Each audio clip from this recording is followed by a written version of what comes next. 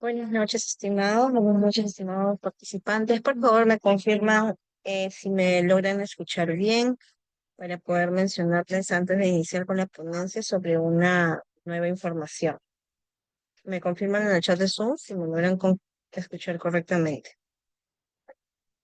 Bien, entonces, gracias por las confirmaciones. En unos momentos vamos a empezar. Sí, les pedimos un momento más. Gracias.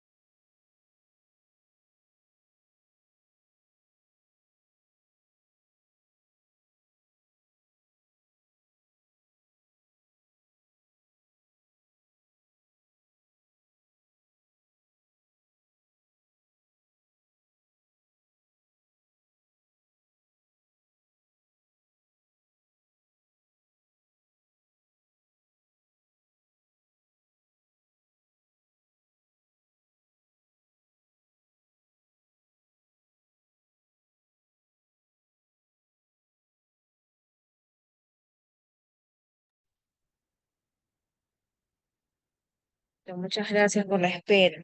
Bien, a realizar una pequeña mención antes de que el docente realice su ponencia. Nuevamente los saludamos a todos en nombre del Instituto Peruano de Asuntos Públicos, Política y Gobierno. Bien, hoy día les vamos a indicar sobre lo siguiente. Sabemos que cada sesión del diplomado está llena de ideas, reflexiones y preguntas que impulsan su crecimiento. Por ello, queremos ofrecerles una herramienta que fortalecerá aún más su experiencia, el Excel de Mentoría y PAR. Este espacio ha sido diseñado pensando en ustedes para que puedan plasmar sus consultas sobre los temas tratados y recibir respuestas antes de concluir cada sesión. Queremos que sus inquietudes sean atendidas, que cada pregunta sea una puerta abierta al conocimiento y que cada respuesta los impulse a nuevos desafíos. Bien, el acceso es sencillo. Nosotros vamos a enviar durante la clase, compartiremos un enlace a los grupos de WhatsApp y también al chat de Zoom para que puedan dejar sus preguntas. Ahí ustedes van a poder realizar cualquier pregunta que sea sobre la clase Bien, y al término 20 minutos antes de culminar la sesión el día de hoy o cada sesión es que se van a realizar hasta el día sábado, el docente va a poder resolver todas esas preguntas. Bien, eso es más que nada. Recuerden que esta mentoría está diseñada para potenciar su aprendizaje y hacer que cada sesión sea aún más enriquecedora. Aprovechen al máximo esta oportunidad, ¿sí? Eso sería todo, es lo que quería mencionarles el día de hoy. Voy a dar pase ahora a nuestro docente para que pueda continuar con la ponencia.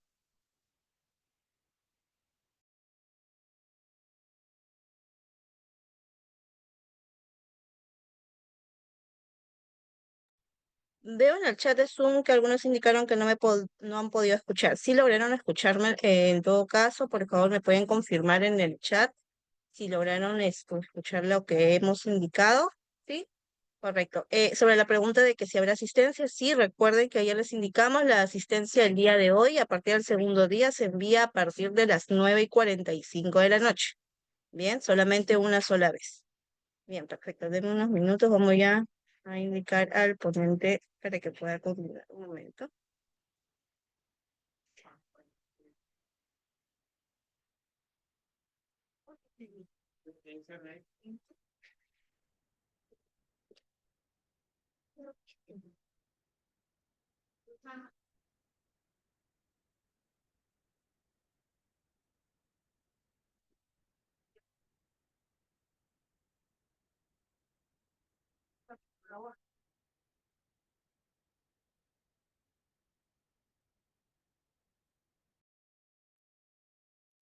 Listo, ya el profesor está en sala, en unos momentos ya está habilitado para que pueda seguir con la ponencia el día de hoy. Que tengan un buen provecho el día de hoy en la sesión. Gracias. Buenas noches.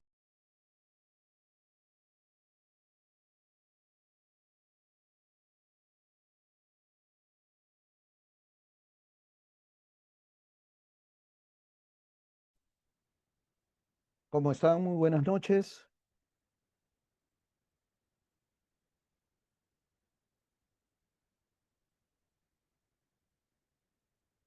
¿Se me escucha bien? A ver si me responden ahí a través del chat, por favor. Quiero saber si se me escucha bien. Muy bien. Muchísimas gracias. Muchísimas gracias por su participación, por sus respuestas y por su disposición. ¿Les contaron que ahora se va a implementar este mecanismo de las mentorías? No pude escuchar a la encargada de administración, pero quería preguntarles si les explicaron que podían usar un link que entiendo les van a compartir para ir planteando algunas consultas que les voy a responder, ¿no? Minutos antes que la clase acabe.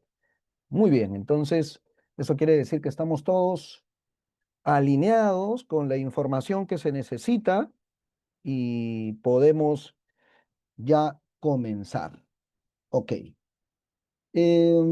Ayer yo les propuse y les planteé algunas consultas, algunas preguntas para de alguna manera tomar en cuenta si habían logrado, digamos, acompañarme en la comprensión de lo que estaba explicando y no les di los resultados porque me interesaba compartirlos con ustedes hoy. Lo vamos a hacer rápidamente antes de comenzar la clase porque creo que debo cumplir con aquello que me comprometí anoche. Así que parte de lo que vamos a tratar en estos primeros minutos tiene que ver con esas respuestas a las interrogantes que les planteé ayer. Y de alguna manera es también un recordar lo que ayer trabajamos, ¿no? Que fue bastante interesante para mí, sobre todo por la disposición de ustedes, por las ganas de participar, por sus respuestas, que quisiera que ahora se reitere. Para mí es bien importante que ustedes puedan, en ese sentido, intervenir, participar, escribir, consultar, cuestionar, lo que consideren más conveniente. Entonces voy mirando cómo fue ayer, ¿no? El primer dato que tengo es que del total de asistentes respondieron 191 personas, ¿no? Lo que da, digamos, como resultado alrededor del 80 y tantos por ciento, ¿no? Y eso es una cosa bastante, bastante positiva y les agradezco. Y les propuse eh, respuestas a 8 preguntas, ¿no es cierto? Y rápidamente vamos a revisarlas, reitero, como una especie de repaso de lo que ayer conversábamos, ¿no? La primera pregunta fue, ¿cuál de las siguientes afirmaciones describe mejor la naturaleza del conflicto según la presentación que yo les había planteado? ¿No? Es decir, era como la pregunta principal, ¿verdad?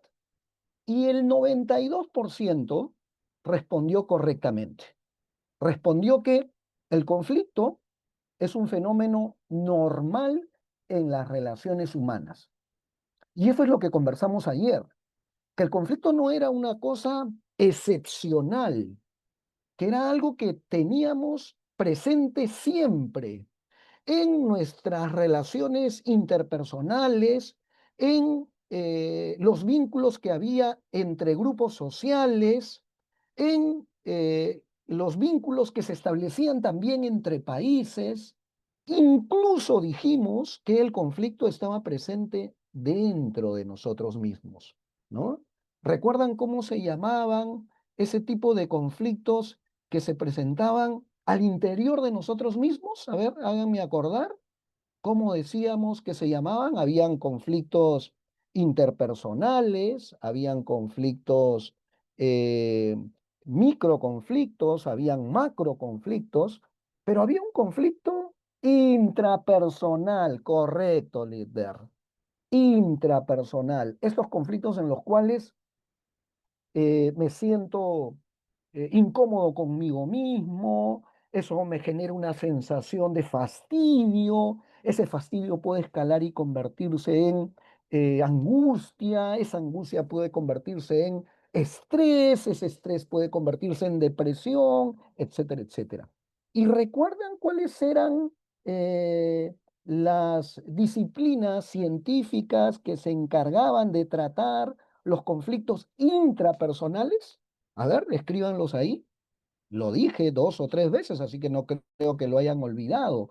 ¿Cuáles eran las ciencias que trataban esos conflictos intrapersonales? Perfecto, la psicología, ¿no? Si esto se ponía un poco más complejo, podría ser también la psiquiatría, ¿no? O a través del psicoanálisis, etcétera, etcétera. Perfecto. Me parece muy bien y queda claro que con respecto a esta definición, ustedes tenían las respuestas correctas. La segunda era una pregunta un poquito más teórica, ¿no? Y preguntaba si este sociólogo francés, Julien Freud, eh, ¿qué cosa es lo que señalaba como algo que caracterizaba principalmente a los conflictos? Y hay un 66% que respondió correctamente, ¿no? Y la respuesta estaba relacionada con una mala interpretación de los hechos, ¿no? Esta diferencia en cuanto a cómo se comprende determinada situación es lo que este estudioso del siglo anterior con respecto a los conflictos mencionaba que era lo que caracterizaba a uno de ellos, ¿no?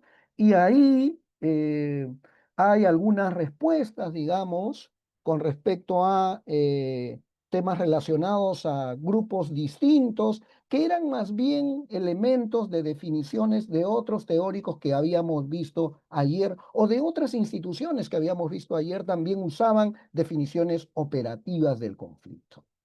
Y luego venía una pregunta un poquito tramposa, ¿no? Que decía, ¿qué elemento no es indispensable para la definición de un conflicto social? No es indispensable, ¿no? Y yo les puse la existencia de dos o más actores, la presencia de intencionalidad la participación de empresas privadas y los objetivos o intereses contrapuestos. Y como la pregunta establecía qué elemento no es indispensable, el 73% colocó correctamente que no necesariamente es indispensable para definir un conflicto la participación de una empresa privada, ¿no? Porque puede haber conflictos entre comunidades, que no estamos hablando de empresas, ¿no? Grupos de personas, ¿no? Países, etcétera, etcétera. Entonces ahí la respuesta era la participación de empresas privadas y el 73.3% respondió correctamente, ¿no? Luego se decía algo relacionado con las fuentes del conflicto. Recuerdan que vimos las fuentes del conflicto, varias causas que eran como las generadoras de este tipo de enfrentamientos, ¿verdad? Y acá también, digamos que las dos terceras partes respondió correctamente. Una de las causas que se mencionó en este listado, habían varias distinciones, digamos, empatía, claridad, escasez de recursos, existencia de acuerdos. La mayoría colocó la escasez de recursos y acertó, ¿no? Y perfecto, ahí muy bien, casi el 70%. Y donde sí hubo una mayoría abrumadora, donde casi todos respondieron correctamente, es la pregunta 5 que decía, ¿qué caracteriza un conflicto como una oportunidad? Y la respuesta correcta es, permite satisfacer mutuamente intereses enfrentados y preservar relaciones, ¿no? La pregunta 6 hablaba sobre el conflicto cognitivo, que era en realidad lo que se conoce como la diferencia. ¿Recuerdan ustedes que hablábamos ayer de diferencias, controversias y conflictos? Y la mayoría respondió como corresponde, ¿no es cierto?, que el conflicto cognitivo era, sino, la contraposición de opiniones o juicios sobre hechos reales. En otras palabras, lo que se conoce en la dinámica del conflicto como una diferencia. Y finalmente, tenemos dos solamente y con estas terminamos. Una de carácter un poco más relacionado con la gestión pública. Les hablé de una institución que hacia inicios de la década anterior se encargó desde la presidencia del Consejo de Ministros de contribuir a la gestión, prevención, transformación de conflictos, la Oficina Nacional de Diálogo y Sostenibilidad. La pregunta era, ¿qué rol puede asumir el Estado en un conflicto social según la ONDS? Y la respuesta fue 91%, mediador, negociador o garante de derechos. Excelente. Y por último, esta que me interesaba un montón, ¿qué diferencia hay entre posición e interés? Y aquí sí me quedé un poco insatisfecho porque las respuestas no fueron muy satisfactorias, ¿no? Y creo que se necesita, digamos, profundizar la explicación y es algo que vamos a hacer en la primera parte de la presentación de hoy para que esto quede correctamente reforzado y lo que va a permitir, digamos, tener claro el asunto. La respuesta era la posición es lo que se expresa, digamos, ¿no es cierto?, lo que se manifiesta, y el interés es aquello que explica el por qué se quiere eso, ¿no es cierto? Y eso último es precisamente aquello que vamos a mirar hoy. Y permítanme, por favor, compartir la presentación para que a partir de ella podamos comenzar nuestro trabajo correspondiente a esta segunda sesión, que es la sesión en la cual vamos a avanzar un poquito más con respecto a otra parte de los conflictos, ¿no?, que nos va a permitir sobre todo conocer un poco de la tipología, cómo se clasifican, cómo se organizan, cómo se estructuran, y dos, cómo se resuelven desde la perspectiva de los enfoques. No es que hoy vamos a ver el tema de la resolución en la parte práctica, hoy la vamos a ver, y eso es un poco denso tal vez en la parte teórica, ya en la siguiente vamos a entrar a los temas del diálogo, que son de alguna manera los temas más prácticos.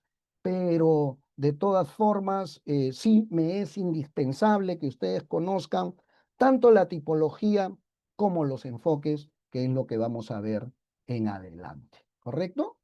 Entonces, voy ahí a avanzar y les voy a plantear en la idea de reforzar algo que conversamos hace un rato, cuál va a ser el contenido de esta sesión. Como les dije, vamos a mirar la tipología de los conflictos sociales. Acá hay una especie de pugna al interior del Estado.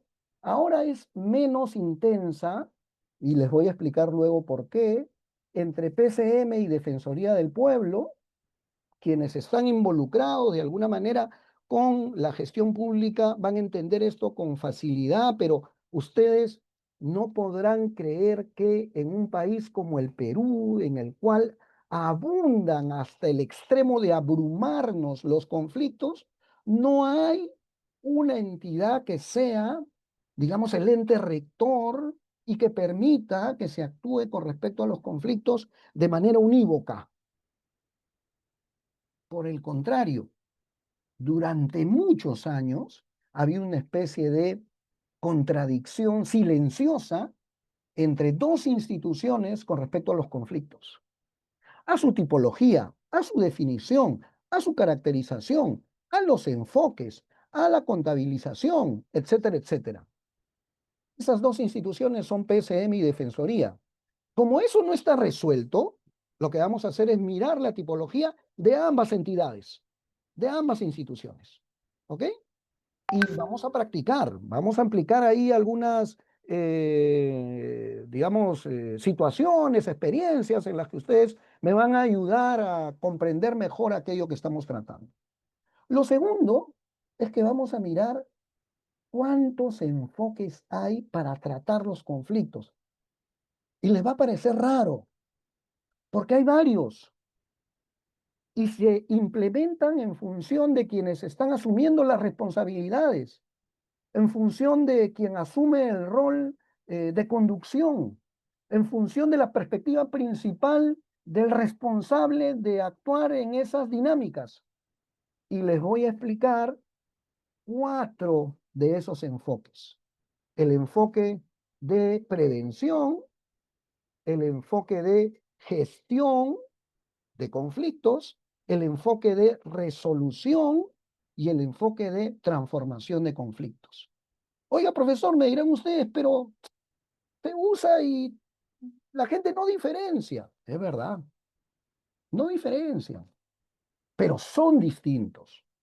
Y aquí lo que vamos a hacer es escudriñar cada uno de ellos para distinguir unos de otros y ver si podemos aplicar eso que vamos a ir conociendo a casos específicos que son los que les he traído en esta oportunidad. ¿Ok?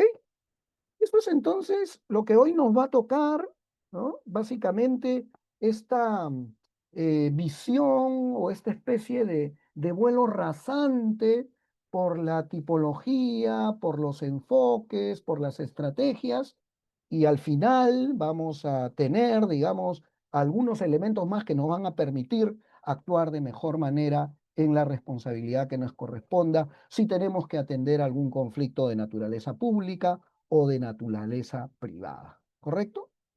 Pero como les mencioné hace un rato, ¿no? A mí me interesa que ustedes practiquen, apliquen, implementen lo que les he venido explicando. Y quisiera que reforcemos un poquito los asuntos relacionados con posiciones, intereses, necesidades, valores que vimos ayer, ¿no es cierto? Y que son elementos que requieren conocer, pero no los vamos a conocer desde la perspectiva teórica solamente. Quiero que esta vez los apliquemos a la perspectiva práctica. Y para eso, me es sumamente útil que ustedes a partir de este momento, por favor, estén atentos a lo que les he traído como video, que es un caso nacional, que es un caso peruano, es un caso que me tocó vivir porque en algún momento de mi responsabilidad profesional estuve involucrado proporcionando servicios públicos en una entidad de Pasco, ¿no es cierto? Y justo cuando me tocó chambear ahí, este tema del traslado de la ciudad se puso en la agenda local y se convirtió en un conflicto, ¿no? Entonces quiero que escuchando y viendo lo que les he traído, me ayuden ustedes a definir actores principales, intereses, posiciones, y creo que les he puesto también valores, necesidades. ¿Ya? ¿Y por qué traigo esto a colación? Porque lamentablemente este tema sigue siendo el mismo. Es decir, fue un conflicto que surgió, que se presentó, pero que no encontró salida, lamentablemente. Y hoy, en Cerro de Pasco, que es la capital de Pasco, la ciudad sigue teniendo las características que tenía antes y sigue de alguna manera conviviendo con el estado de cosas que caracterizó este periodo referido a traslado de la ciudad. ¿Ok? Entonces, vamos a mirarlo, vamos a tomar nota de ser el caso. Ojo, les voy a pedir actores, posiciones, intereses, ¿no? Y luego vamos a llenar juntos eh, lo que les he traído en la siguiente lámina para que ustedes me vayan explicando y vamos comprendiendo de manera colectiva. ¿Sí? Muy bien. Vamos entonces a escuchar y ver esto y a escucharlo con mucha atención, por favor. Viene. El Congreso aprobó en diciembre último la Ley 29293 que declara de importancia la mudanza de Cerro de Pasco. Gisela Becerra, Cristian Osorio y Juan Castillejo viajaron hasta la ciudad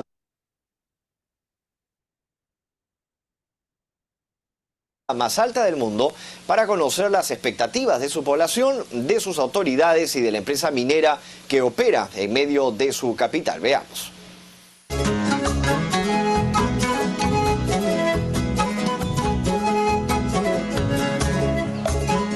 Gladys Rivera tiene 51 años. Todos los ha vivido en Cerro de Pasco, la mayoría frente a un desmonte de mineral que fue creciendo con los años. Nosotros todos estamos destruidos, no tenemos ya prácticamente una vida larga. La incertidumbre se ha apoderado de Gladys, así como de toda la población, calculada en aproximadamente 80.000 personas. Y es que tras la aprobación en el Congreso de la Ley 29293 para reubicar la ciudad de Cerro de Pasco, su población no sabe a dónde irá ni cuándo será.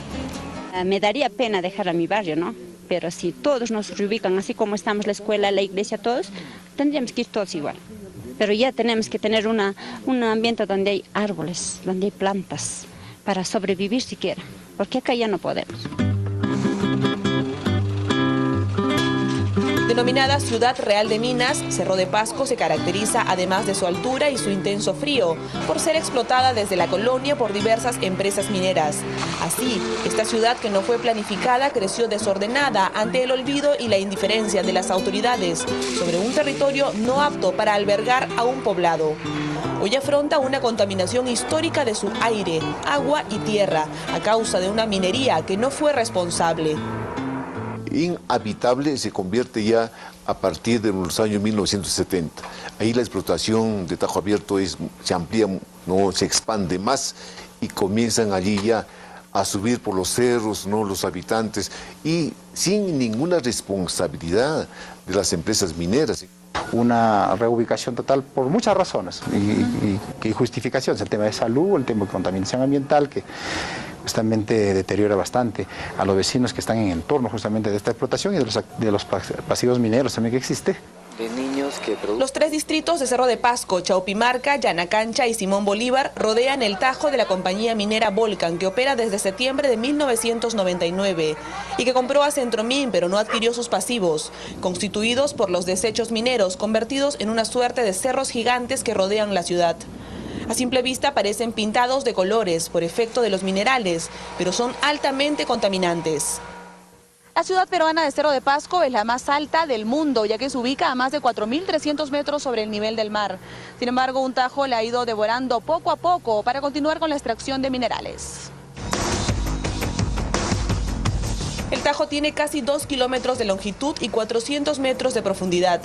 De este forado se extrae plata, zinc y plomo. Son varias las empresas mineras que operan en Cerro de Pasco. La más grande es Volcan. Sus directivos prefieren no pronunciarse sobre la mudanza. Aseguran que el tema es potestad de autoridades y comunidad. La ley de por sí no asegura el traslado de la ciudad. Entonces creo que es prematuro decir en este momento qué papel va a jugar la empresa minera en esto.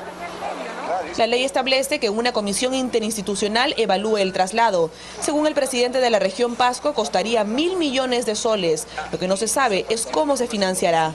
La única realidad son los planes para ampliar el tajo y continuar con la extracción de minerales. Ellos en todo momento han estado incluso bloqueando hasta ahora, ¿no? Para que no se lleve a cabo para que no se promulgue esta ley. ¿No? De hecho, que la empresa necesariamente tiene que participar de una buena inversión. Si hay algunas voces en el sentido de trasladar la ciudad, no es en absoluto por nuestras operaciones. Si bien la minería es la razón de ser de Cerro de Pasco, esta actividad ha contaminado a la mayoría de sus pobladores durante muchos años. Volcan asegura que cumple con todos los estándares ambientales, pero a la fecha la zona de Rumiallana es usada para botar desmonte de mineral, el mismo que contamina a la ciudad de Paraxá, y no está cubierto. Nosotros no tenemos responsabilidad en eso, reitero, porque cumplimos nuestros estándares medioambientales. En todo caso, lo que sí estamos haciendo es asistir a la población afectada por plomo en sangre en coordinación con el Ministerio de Salud. El apoyarlos no significa que nosotros asumamos responsabilidad. En la Dirección Regional de Salud de Pasco, los estudios del 2005, 2006 y 2007 muestran que el 84% de niños de Quilacocha, el 89% de niños de Champamarca, el 50% de Yanacancha y el 53% de menores de Chaupimarca, Paraxá y Ayapoto superaban el límite permitido de plomo en la sangre. Los trastornos pueden ser graves. La mayoría de pequeños ignora el peligro que corren y peor aún son sus propias madres las que les transmiten la contaminación. Durante todo el embarazo se lo van pasando al feto y ya cuando el niño nace ya tiene su carga de plomo. Hay un tratamiento para revertir esta situación, pero no sirve en un lugar contaminado. La quelación es un tratamiento por el cual se aplican algunas sustancias, ya sean por vía oral, intramuscular o endovenosa, y mediante esto se remueven los depósitos de plomo de la sangre. El presidente del gobierno regional propone que la nueva ciudad de Cerro de Pasco se ubique entre Shelby y Tambo del Sol. ¿Le gustaría mudarse? Claro, sí, ya va a estar todo acá, ya pues, no, prefiero irme ya. Claro, ¿por qué no? Pues si hay contaminación, queremos nuestra salud primero, ¿no es cierto? No estoy enterado. Tío. No, pues no estamos de acuerdo, porque es lejos, pero ¿dónde va a ir? ¿Dónde? La universidad, el seguro. No nos parece. Debe ser en una zona donde haya un clima cálido. Que no, pues no está dable, porque ya prácticamente Cerro de Pasco quedaría en nada, ¿no? Si hablamos de una futura ciudad, por lo menos que la electricidad sea pues no bajo tierra y todas esas cosas, ¿no? Claro. Viendo esas necesidades, podría ser, pero en esta condición de como pasqueños, hay mucho que pensar, ¿no? La mudanza podría durar más de 10 años, pero en ese lapso los pasqueños tendrán que afrontar otros problemas, como la continuación o paralización de obras de saneamiento o carreteras. Sin lugar a dudas, un éxodo será necesario, pero el beneficio será para las futuras generaciones. Gisela Becerra, Canal N. Bueno, pues ese es el caso de Pasco y del traslado, que como dijo uno de los entrevistados, quedó en nada. Increíblemente quedó en nada, ¿no?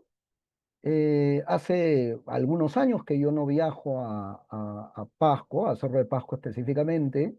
No sé si aquí hay alguien de Cerro de Pasco, alguien que tenga eh, algún conocimiento de lo que está pasando en estos momentos, ¿no? Creo que es buen momento para que nos ayuden a comprender qué pasa ahí. A ver, ¿hay alguien de Cerro de Pasco aquí? Entre los asistentes, que son numerosos, ¿tenemos algún pasqueño, alguien que esté cerca o que haya visitado Pasco tal vez y haya visto las condiciones en las cuales se vive en esa parte del país? A ver, ninguno, no lo puedo creer. ¿Conocen Pasco? Sí la visitaste, Alexis. Es terrible, ¿no es cierto? Es terrible, ¿no? Sara, ¿tú eres pasqueña o visitaste solamente? La visitaste el año pasado, el anteaño pasado, ¿no? Y sí, pues, la compañía Volcan sigue operando. Sara, ya que nos has contado que estuviste el año pasado, ¿cómo estaba allí el año pasado la ciudad? ¿Igual como lo hemos visto en el video o hay cosas que han cambiado? Hay varias personas, Carlos Alberto también estuvo ahí hace un tiempo, ¿no? Sara dice igual. Y miren, qué terrible realmente. Yo trabajé en Pasco casi 2 años y la situación era crítica. El agua potable solo se usaba por horas. Habían grupos que tenían el privilegio de tener agua caliente. La gran mayoría de la ciudad no la tenía. La luz era también a veces una dificultad. Pero más allá de eso, que podrían ser cosas, digamos, de privilegio, los temas más graves estaban relacionados con la contaminación, ¿no es cierto? Y hay otras partes del país que podrían vivir una situación similar, como dice Yaraldine, pero hubo en ese momento, hace poco más de 10 años, una oportunidad para trasladar la ciudad, para trasladar a la población. Sin embargo, creo que no se hizo lo suficiente para lograr ese objetivo. Y es que tampoco es sencillo. Cuando uno tiene familia, tiene historia, tiene vida, es muy difícil abandonar aquel lugar que estás teniendo como entorno. Entonces, lo que quiero ahora, estimados amigos, amigas, ¿no?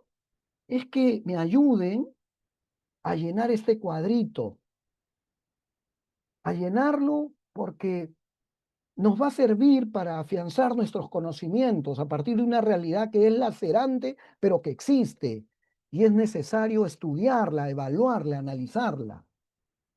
Y lo primero que vamos a hacer, ¿no? Es definir actores, ¿ok? Eso es lo que les voy a pedir en primera instancia, ¿no? Hasta ahora no hay agua para el consumo humano, dice Rita, ¿no? Lo primero que vamos a hacer es definir actores. Mary me ha planteado ya algunos. Los ciudadanos de Pasco, ¿no es cierto? Y las empresas, en este caso la empresa minera. Correcto. Ahí tenemos dos actores, ciudadanos y empresa. El gobierno local, por supuesto, importantísimo. El alcalde hace uso de la palabra en esta intervención. Está también el gobierno regional. El gobierno regional antes tenía un presidente regional, ¿no? Entonces están las autoridades en su conjunto, están las empresas mineras o la empresa minera, está el gobierno central, lo han dicho bien, el sector salud, el sector energía y minas, indispensables, ¿no? Podría ser, se mencionó alguna información de la Defensoría del Pueblo, etcétera. Bueno, tenemos entonces un número importante de actores que a mí me gustaría que comencemos a identificar con respecto a su posición, es decir, a aquello que decían, aquello que planteaban, aquello que señalaban, que exclamaban, aquello que hacían público Y yo les voy a pedir en primer lugar que me ayuden a definir, digamos, la posición de la población. Vamos a meterlos todos en un solo bloque población, ¿correcto? ¿Cuál podría ser la posición de la población en primer lugar? Cierto, hay una población que se quería ir. Es verdad, es verdad. Hay un sector de la sociedad civil que se quería ir, ¿no? Y su posición era el traslado, como dice bien Mario. ¿No es cierto? Vamos a trasladarnos. No tenía claro, digamos, cómo, en qué condiciones, con qué características, pero reubiquémonos. Lo necesitamos, decía este sector. Bien, pero si esa era su posición, ¿cuál era su interés? ¿Qué cosa era aquello que de repente no decían, pero que estaba ahí, presente, como algo que necesitaba ser tomado en cuenta para esta población que decía, me quiero trasladar? Correcto, muy bien. Quería mejorar su calidad de vida, porque viviendo donde vivía, si bien vivía y sobrevivía, la calidad de vida que tenía no era la mejor. ¿No es cierto? Había una motivación en ese sentido de mejorar su calidad de vida, ¿no? ¿Y cuál era su necesidad? Vamos, les invoco que se esfuercen en ver cuál podría ser su necesidad, ya no su posición, ni su interés, ni su necesidad, perdón, ni ahora sí su necesidad. ¿Cuál sería? Esa, ¿no? Preservar la vida, sentir que no se van muriendo poco a poco, defender su salud para que no se afecte. ¿Y cuál sería el valor? ¿Cuáles los valores que tendríamos que considerar como importantes? La dignidad, muy bien, el valor de la dignidad. La justicia también, por el hecho de que hay algunos que están en buenas condiciones y otros no necesariamente. Y yo creo que por ese lado, el actor que quería trasladarse está bastante bien analizado por ustedes, ¿no? Pero no es lo único que quiero que veamos. Veamos ahora a otro actor. De repente el contrapuesto, ¿les parece? La empresa minera. ¿Qué les parece? Vamos a mirar a la empresa minera. ¿Cuál era su posición? Cuéntenme. ¿Cuál era la posición de la empresa minera? ¿Qué es lo que decía? Ustedes lo han escuchado ahí, ¿no? ¿Cuál era su planteamiento público? ¿No? Cuéntenme. A ver, yo los miro aquí y los leo, ¿no? ¿Qué decían ellos? Bueno, si se van a cambiar, que se cambien, pero eso no tiene nada que ver con lo que nosotros estamos haciendo como trabajo empresarial, ¿verdad? Incluso, lo dice bien Zoilo Cornejo, señalaban que ellos estaban cumpliendo con los estándares. Y bueno, la realidad no necesariamente establecía que eso estaban haciendo, ¿no? ¿Por qué? Porque además las cosas en el momento en el que se compró esta mina no obligaban a quienes compraran, lo hicieran también adquiriendo los pasivos para remediarlos. Ellos compraron la mina, pero no se encargaron de los pasivos. Entonces, cuando ustedes van al Tajo, tienen alrededor un montón de tierra afectada, erosionada, contaminada, que nadie se encarga de asumir como responsabilidad y que le ha quedado como tarea mirar al Estado que tiene que considerar, ¿no? Entonces, esa era la posición de la empresa. ¿Y cuál era su interés? Cuéntenme. ¿Qué era lo que no decía? ¿Qué cosa creen ustedes que era lo que no decía? Y muy bien, José Carlos, la compra tiene que ser con activos y pasivos, pero antes la ley no obligaba a eso, ¿no? A ver, ¿cuál era el interés de la empresa? ¿Qué cosa es lo que ellos no decían, pero que realmente tenían en mente, digamos? ¿Seguir explotando la mina? En realidad la iban a seguir explotando porque la población se iba y ellos se iban a encargar, digamos, ¿no? Claro, algún tipo de beneficio económico, ¿no? O no aceptar alguna responsabilidad, porque escucharon lo que dijo el representante de la empresa minera. ¿Escucharon lo que dijo, no? Nosotros estamos apoyando a los niños que tienen plomo en sangre, pero por una especie de contribución, no porque nosotros lo hayamos generado, ¿no? Entonces el interés era un interés probablemente fundamentalmente económico, ¿no es cierto? Evitar determinados gastos, porque un traslado de esa naturaleza, lo dijo el presidente regional, era altamente costoso y se iba a necesitar un aporte de la empresa, por supuesto, ¿no? ¿Y cuál podría ser su necesidad? ¿Cuál sería la necesidad, además del interés y de la posición que ya establecimos en el caso de la empresa? A ver, acompáñenme en esa reflexión. ¿Seguir operando?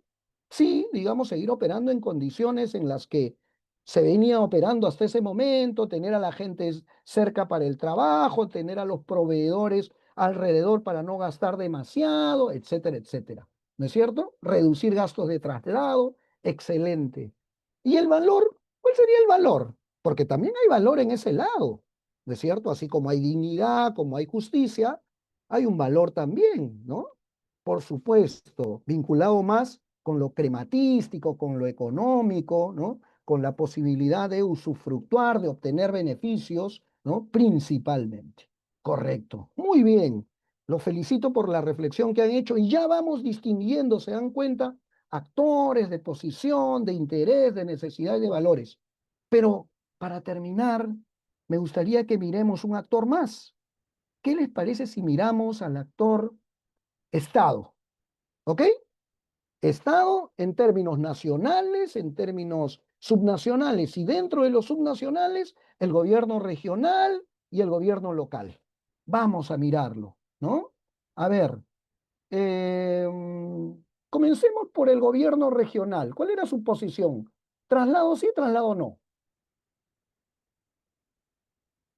A ver, ¿anotamos? ¿Traslado sí, traslado no en ese momento de parte del gobierno regional? Traslado sí, correcto. Municipalidad, habló el alcalde también, ¿ah? Traslado sí, traslado no. Traslado sí también, ¿no? Gobierno nacional. Traslado sí, traslado no. A ver, cuéntenme. Hablaban de una ley, ¿ah? Y para que la ley tenga efectividad, ¿qué tiene que haber? Tiene que promulgarse. ¿Quién la promulga? El Ejecutivo. Muy bien, alguien lo dijo ahí, lo acabo de leer. Excelente, ¿no? Entonces, esos niveles de gobierno tenían mayoritariamente una postura a favor del traslado. Es correcto, incluso el Congreso que había dado la ley, ¿verdad? ¿Y cuál era el interés? A ver, importantísimo el interés del Estado aquí. ¿Cuál sería aquello que no se dijo, pero que existía? ¿No? Los ayudo. Podría ser el interés de afirmar una autoridad, digamos, afirmar una presencia, demostrar que había una entidad que garantizaba el orden público, ¿no es cierto? Súper importante que el Estado tenga ese rol. Claro, porque si la ley se había dado, había la necesidad de que se cumpla, ¿no? Y el interés era precisamente ese. Y podría ser también el interés relacionado con evitar que la contaminación con respecto a la naturaleza y a las personas se amplíe, ¿no? Seguir obteniendo determinada tributación, porque claro, la empresa minera paga una cantidad de impuestos y es necesario preservarla, porque con ese capital se puede tener un dinero que sirva para invertirlo en necesidades sociales distintas, etcétera, etcétera, ¿no? ¿Y cuál es la necesidad? ¿Cuál era la necesidad? ¿No? ¿No? Lo que hemos visto hace un rato ya explicado de manera extensa. ¿Y los valores? ¿El Estado tenía también sus propios valores o no? Sí, ¿no es cierto? ¿Cuáles podrían ser esos valores? Cuéntenme. Muy bien. La equidad, excelente. Muy bien, Walter. No se puede vivir de una manera en un lado y vivir de otra en otros lados. El Estado, ¿qué otro interés podría tener? Sí, yo creo que también la confianza puede ser entendida como un valor.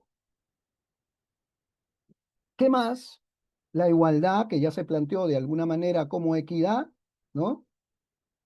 La protección, el valor de la seguridad, digamos, que le podías otorgar, ¿no? A quienes estaban en esos territorios, ¿no? El respeto a los derechos humanos, el respeto me parece muy bien, perfecto. Entonces, ya se dan ustedes cuenta, queridos amigos, que este tipo de interpretaciones se tiene que aplicar sobre la base de hechos concretos. Los conflictos tienen esa riqueza, tienen esa posibilidad de permitirnos analizarlos de manera extensa y así manejar de mejor manera cada una de las cosas que se van presentando en nuestro trabajo o en nuestras actividades, ¿no? Y ahora entramos a aquello que es lo que nos llama a esta reunión, ¿no? Y forma parte de uno de los dos temas centrales que vamos a ver en esta oportunidad, ¿no? Uno es la tipología de los conflictos, ¿no? Y aquí hemos traído un primer caso que es la tipología de los conflictos que usa la presidencia del Consejo de Ministros, ¿no? A ver, lo dije hace un rato, pero quiero que me lo hagan recordar acá.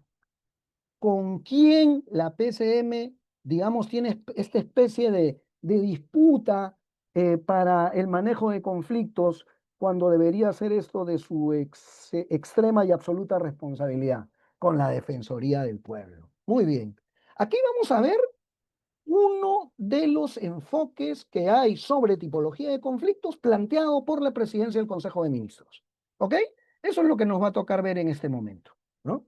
Y la presidencia del Consejo de Ministros lo que hace es organizar los conflictos en función de tipos de demanda, en función de actividad productiva, en función de afectación de derechos y en relación a las disputas que puedan existir entre grupos de personas por recursos, por límites o por gestión en el caso de autoridades nacionales, o perdón, subnacionales, específicamente local y regional.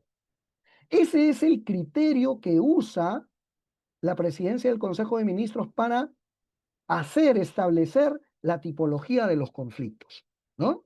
El tipo de demanda, que puede ser económica, que puede ser social, que puede ser ambiental, y para atender esos conflictos, quienes deben participar son las autoridades del Ejecutivo, principalmente, ¿no es cierto? Ya vamos a ver algunos ejemplos en ese sentido.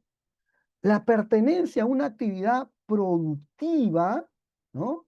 Que se presenta cuando están convocados para solucionarlo el Ejecutivo también, pero podría ser, ¿no? Vamos a suponer que se refieran a un tema agrícola en una provincia del Cusco, que convoquen también a un gobierno regional. Entonces, cuando se trata de una actividad productiva, está vinculado el Ejecutivo, pero está vinculado también otros niveles de gobierno por la afectación de los derechos de los actores.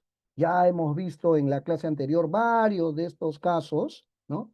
Y por las disputas que pueden haber entre estos grupos humanos por límites, por recursos. Ayer mirábamos, por ejemplo, un caso de comunidades que se enfrentaban por el uso del agua en una parte del análisis que realizábamos. Y ahí, ¿quién participa? El gobierno local, el gobierno regional. ¿Por qué? Porque muchas veces estas responsabilidades están adjudicadas como competencias a las instancias subnacionales, a las municipalidades o más específicamente a los gobiernos regionales, ¿no? Entonces, este es un poco la estructura de tipología con la que trabaja la PCM, ¿no? Hay que ir, digamos, conociéndola para ir habituándonos, para ir convirtiéndonos en personas que puedan usarla de manera permanente, ¿no? Y esta es la clasificación que hace la PCM de los conflictos de manera un poco más sintética, digamos, ¿no? Entonces, los ordena con relación a conflictos mineros, conflictos energéticos, conflictos hidrocarburíferos, hídricos, de minería informal o ilegal, demarcación territorial, agrarios y laborales. Todos estos tipos de conflictos están planteados y desarrollados en estos recuadros que les hemos traído y que son información oficial. Tienen que ver con un boletín que todavía sigue publicando PCM, que se llama Huillacniqui y que en su primer número permitió conocer esta tipología. Y si queremos entrar un poquito más a fondo en este conjunto de conflictos, podríamos hablar de los conflictos mineros, ¿no? Que son en el Perú los conflictos que se presentan mayoritariamente, ¿no es cierto? Que son conflictos muy extendidos, que en muchos casos implican el escalamiento de la situación crítica, incluso hasta la posibilidad del uso de la violencia, ¿verdad?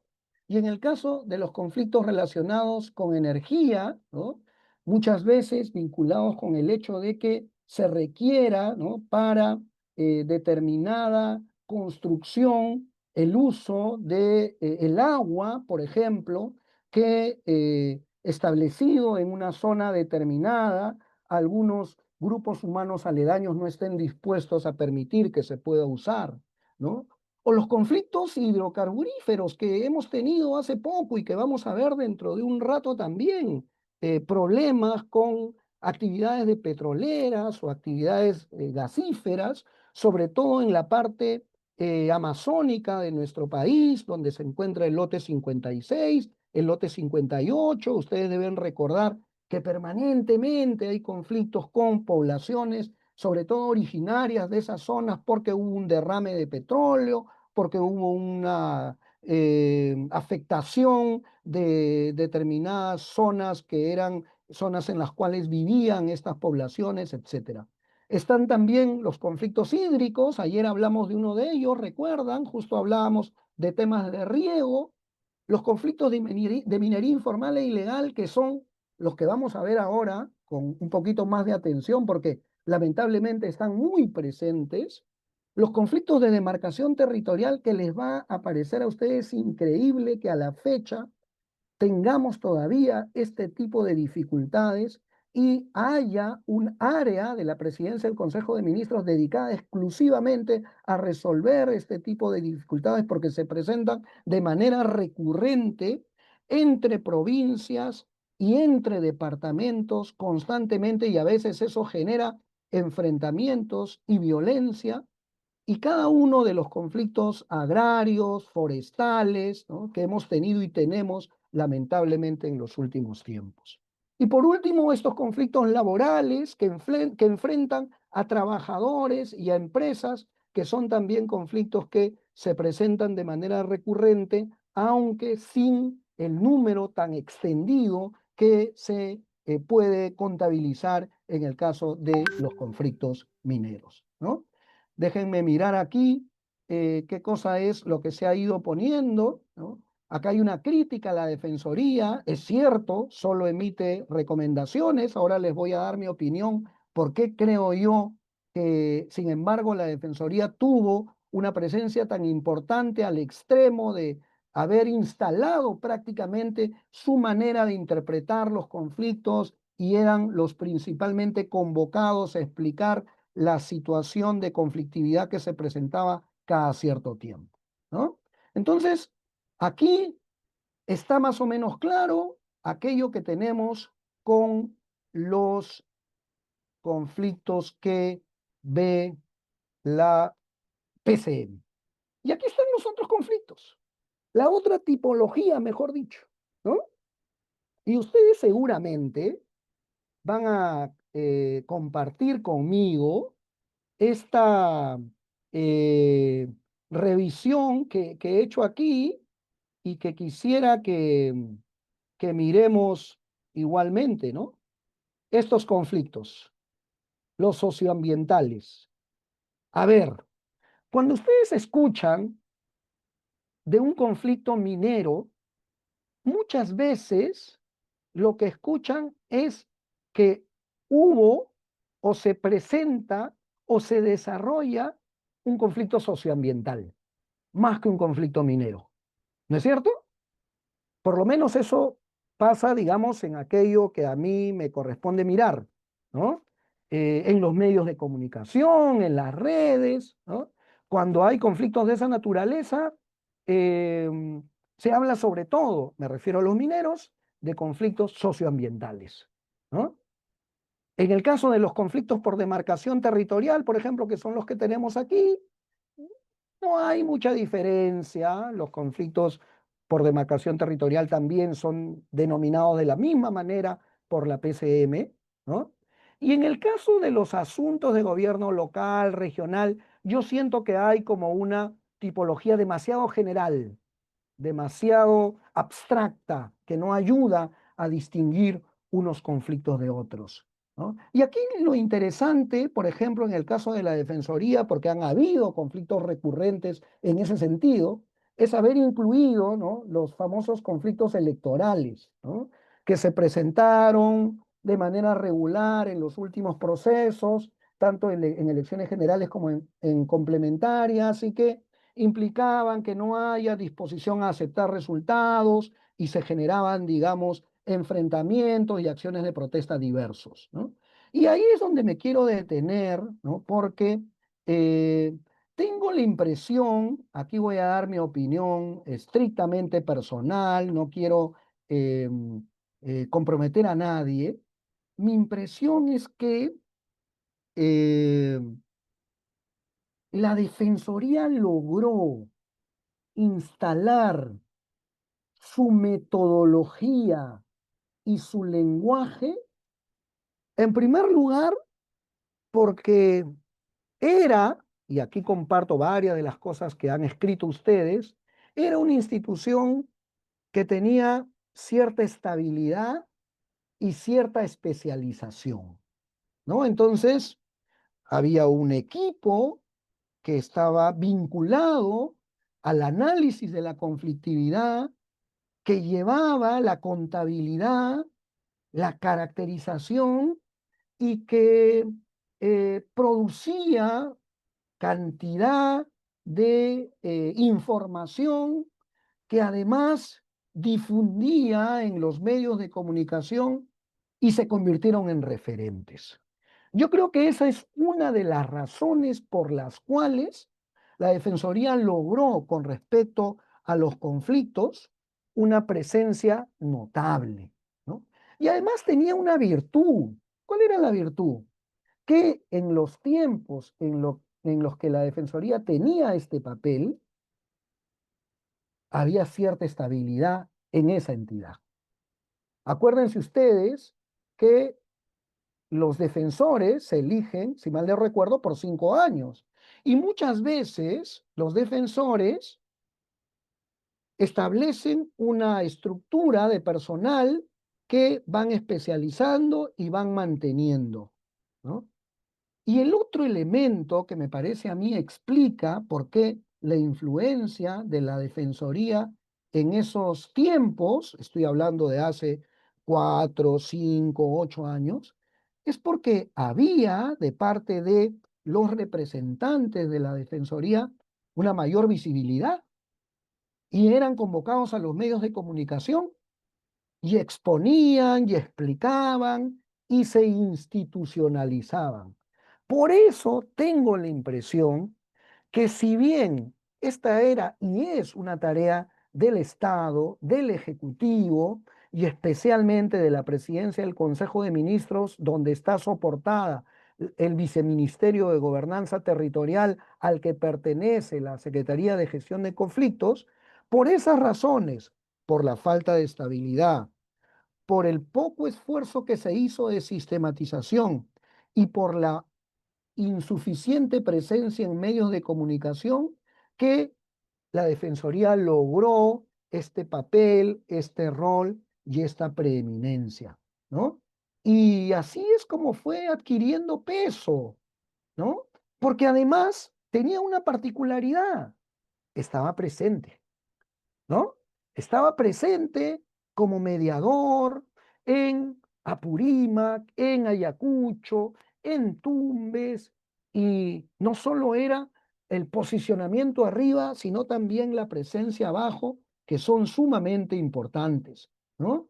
Entonces, creo que esto de alguna manera explica por qué es que las cosas fueron más favorables para la Defensoría del Pueblo.